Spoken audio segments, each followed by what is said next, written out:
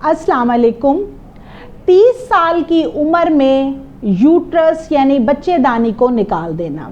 30 साल की उम्र एक यंग एज है और इस उम्र में यूट्रस को या बच्चेदानी को रिमूव करना बिल्कुल दुरुस्त नहीं है, लेकिन बाज़ दफ़ा कुछ कंडीशंस ऐसी हो जाती हैं कि इस यंग एज में यूट्रस को रिमूव करना पड़ता है।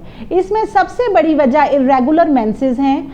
बाज़ दफ़ा बच्चियों के मेंसेस हार्मोन्स के डिस्टर्ब हो जाने की वजह से इतने इर्रेगुलर हो जाते हैं कि वो मुसलसल ब्लीड करती रहती हैं और उनको एनीमिया हो जाता है और वो किसी भी ट्रीटमेंट से रिकवर नहीं हो रही होती। वो तमाम मेडिकेशन ले चुकी होती हैं, मायरीना वगैरह रखवा चुकी होती हैं, हार्मोनल ट्रीटमेंट हर तरह के ट्राई कर चुकी होती हैं, तो मेंसेस बंद ना होने की वजह से उनकी बच्चेदानी को यंग एज में निकालना पड़ता है।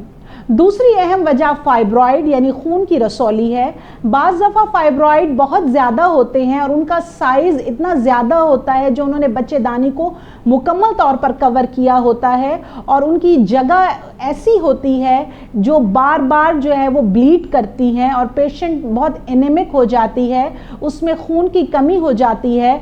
तो बाज़ दफ़ा बहुत बड़ा साइज़ यूट्रस होने की वजह से भी औरत की जान बचाने के लिए यूट्रस को रिमूव करना पड़ता है।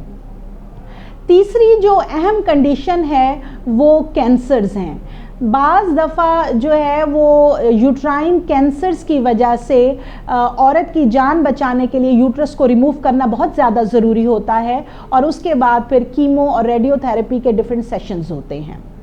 और आखिरी और अहम वजह जो है वो डिलीवरी के बाद, चाहे वो डिलीवरी नॉर्मल हो रही है या सिजेरियन के थ्रू हो रही है, उसके बाद जो है वो औरतों की यूट्रस सिकुड़ती नहीं है, वो कॉन्ट्रैक्ट नहीं होती और ब्लीडिंग स्टॉप नहीं होती और इतना तेज़ी के साथ खून लॉस हो रहा होता है कि माँ की जान बचाने के लिए ये एक बहुत मुश्किल डिसीजन है जो डॉक्टर को और फैमिली को लेना पड़ता है और यंग एज के अंदर जो है वो खातून की यूट्रस को रिमूव करना पड़ता है।